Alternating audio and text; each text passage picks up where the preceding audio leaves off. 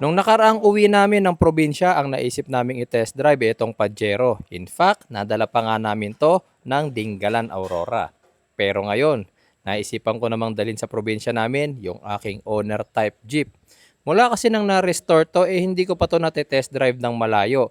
Natenga lang din to ng matagal sa garahe dahil syempre meron din ako ibang sasakyan na ginagamit. Tapos hindi ko rin naman magamit tong owner type jeep na to pag ang sakay ko ay yung mga anak ko at yung asawa ko kasi nga walang aircon, mainit, matagtag at malikabok. Kaya't ngayong uuwi ako ng probinsya, total mag-isa lang ako, okay lang, kaya owner type jeep na lang yung gagamitin ko. Pero syempre, meron pa rin akong kasama sa biyahe, ito yung aking asong si Kaido.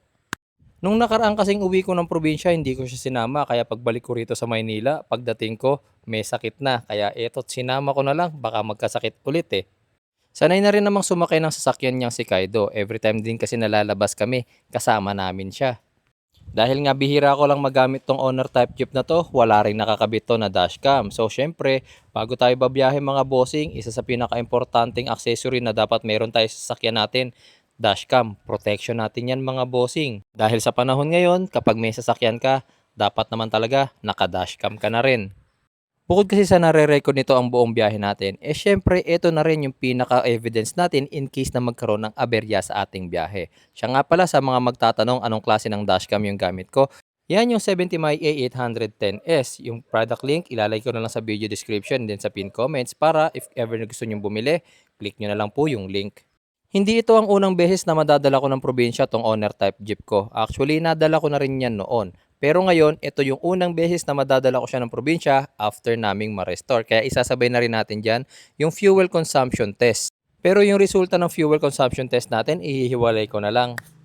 Wala nga rin palang RFID itong owner type jeep ko kaya sinamantala ko na rin na mapakabitan siya. Pinakabit ko na nga rin pala dyan yung 1 RFID na. Ibig sabihin, pang easy trip na at auto sweep. Medyo natagalan din ako sa pagpapakabit ng RFID kasi marami rin na nagpapakabit dyan. Kaya ito after 1 hour natapos din. Yan na nga pala yung aso kong excited na sa biyahe namin. Katabi ko siyang bumabiyahe, nandiyan siya sa unahan. Yang si Kaido, sanay nang sumakay ng sasakyan yan mga bossing. Ang gusto lang niya talaga habang bumabiyahe, nakadungaw din yan sa bintana. Kung mapapansin nyo nga pala dyan sa aking dashcam mga bossing, tumatakbo ko dyan ng mga 50 to 60 kilometers per hour. Medyo tumataas minsan pero nasa ganyang maintaining speed lang ako. Kaya ginagamit ko lang dyan yung slow lane. Umu-overtake lang ako kapag mayroong mga truck na sobrang bagal talaga. Baka mapansin nyo nga rin pala, parang nasa video ko ni Ironman, di ba? Effects kasi yan ng aking dashcam na ginagamit. Makikita nyo dyan yung distance ko galing sa ibang sasakyan. May speed sa kanan. Basta umuwi ako ng probinsya, hindi na ako dumadaan pa ng SCTEX. Dito na ako sa may Balagtas Plaridel Bypass Road. Mas gusto ko kasi yung daan dito. Dito kasi nadadaanan ko yung mga bayan-bayan ng Bulacan. Hindi rin naman masyadong traffic. And guys, so after 1 hour, almost 2 hours, 11 o'clock kasi tayo nakaalis dun sa may Mindanao Avenue mula nung nagpakabit tayo ng RFID. So 12:45 na. Stopover na kami at narating na natin yung arko ng Gapan. Ayan, arko ng Gapan. Ayun, yung arko ng Nueva Ecija. Nalampasan natin. Humanap lang kasi tayo ng medyo okay na spot para mag-stopover. So, baba muna natin yung aking doggy. Baka naiihina to. Baka naiihina si Kaido. Wait lang. Kaido nandito tayo sa highway. Huwag kang excited. Yan. O, ihina. Dito lang. Baka nauuhaw na yung dog ko eh. Yan. Dali. Punuhaw na siya. Yan.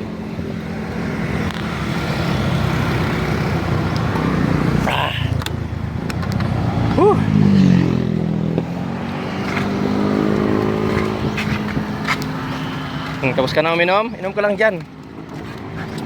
Mamaya pa tayo. Malayo pa tayo. Yan. So wala pa rin tayo naging problema dito sa owner type jeep natin mga bossing. Very smooth. Nakakatakbo na rin ako ng 80 kanina. Takbong 80. Hindi naman tayo nagbawas ng coolant, ano? Hindi naman. Very good. Brake fluid, punong-puno pa rin. Engine oil, di ko na chine-check. Actually mga bossing sa totoo lang mas kampante ko rito sa owner type jeep na to kaysa doon sa Pajero. Kasi syempre ilang taon na sa akin tong owner type jeep na to. At saka ako talaga nag-condition ito mula nung umpisa. Tapos na-overhaul ko na rin yung makina niyan. Although hindi ko pa nagawa ng video no, kasi nung in-overhaul ko yan, hindi pa ako nagvo-vlog talaga ng time na yon. Okay. So eto, hintay ko lang makatapos umihi yung aso ko. Dediretso na tayo ng biyahe. Siguro mga 5 minutes na lang. Nakalagay sa waste natin ano eh. Ilang oras pa ba? Sabi sa waste kasi kanina mula dun sa Mindanao, may tumatawag na yung mga pinsan ko. Mamaya na tumawag. 1 hour pa. 1 hour pa daw. Okay, so mga before 2 o'clock nandun na ako.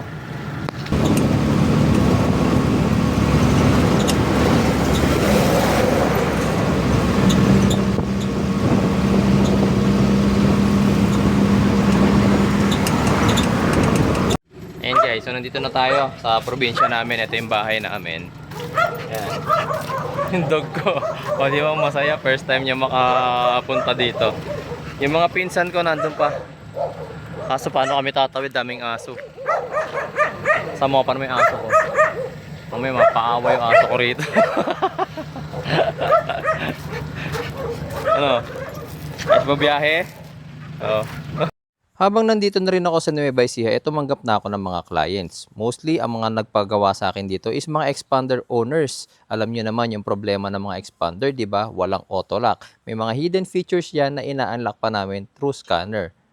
O di ba, unang dating ko pa lang dito, nakadalawang client agad ako ng e-tax coding.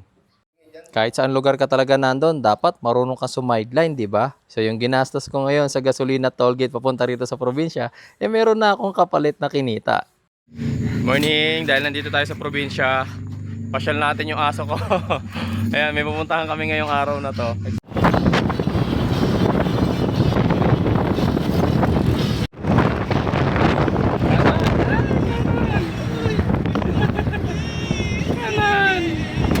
Mapunta tayo ng ano? Bungabon. Yan. Ayun o. Toto o.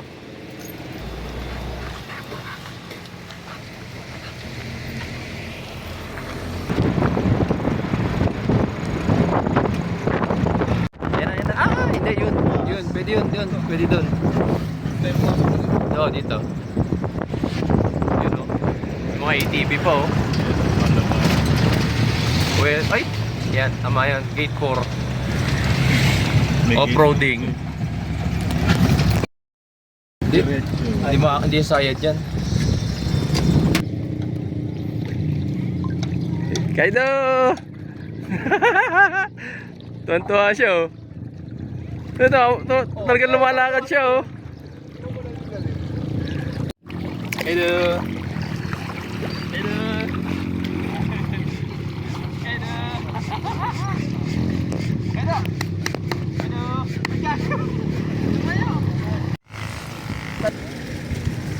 Kaido nakatingin oh.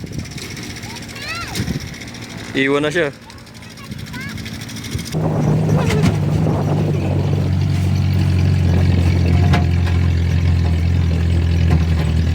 Wow, buti ko.